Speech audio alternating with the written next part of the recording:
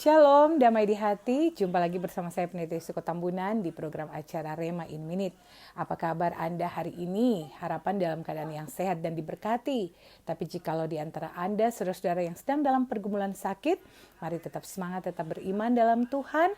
Tuhan akan memberikan mujizat penyembuhan yang dahsyat dan luar biasa. Amin. Puji Tuhan, apapun keadaan yang kita alami, mungkin ada yang berpikir, Tuhan, mengapa pergumulan yang satu belum selesai sudah datang pergumulan yang lain. Pergumulan yang satu masih sementara dihadapi sudah datang pergumulan yang lain. Ibarat pepatah yang mengatakan sudah jatuh tertimpa tangga pula. Saudara-saudara, bukan hanya Anda yang mengalami pergumulan. Hamba-hamba Tuhan pun demikian. Pendeta Esi pun demikian. Menghadapi pergumulan dan tantangan hidup.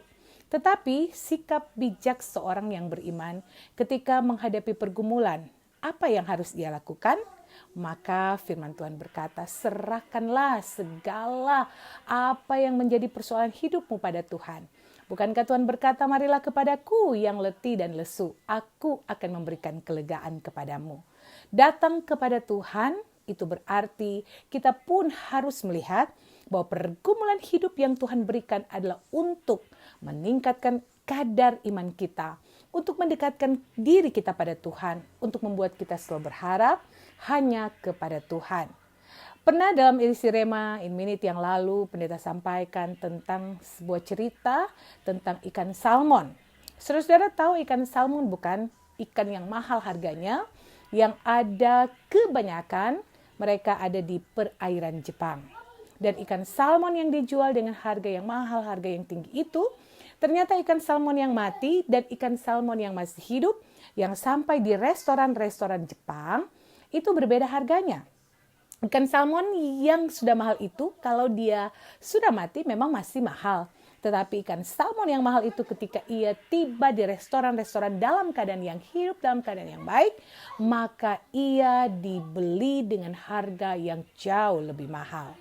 Dan para nelayan-nelayan ketika menangkap ikan salmon di laut dan ketika mereka membawa ikan salmon itu sampai di daratan, kebanyakan ikan salmon itu sudah mati karena perjalanan pelayaran yang jauh.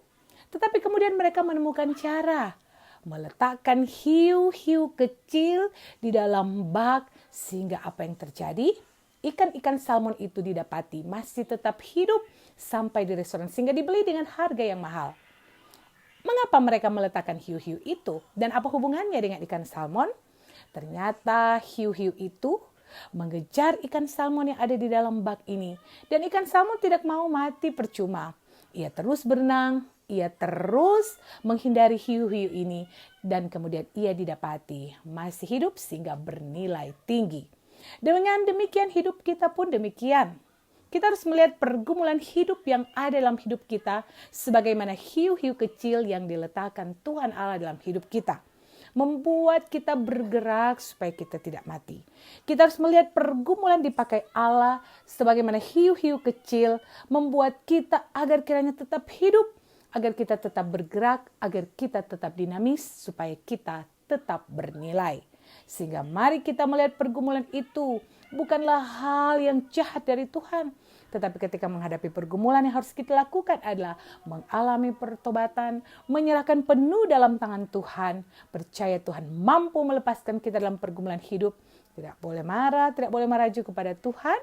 Tetapi yang paling terpenting juga adalah tetap berdoa, tetap memuji Tuhan, tetap pasrah kepada Tuhan. Berdamai dengan pergumulan, meletakkan Tuhan sebagai yang terutama. Sebagaimana hiu-hiu kecil itu ternyata menghidupkan kita, maka yang terbaik Tuhan anugerahkan bagi kita. Selamat berjuang dengan tantangan dan pergumulan hidup. Bukankah Tuhan berkata, persoalan hidupmu tidak akan jauh melebihi kekuatanmu. Karena kekuatan sebenarnya Tuhan anugerahkan bagi kita yang dikasihinya.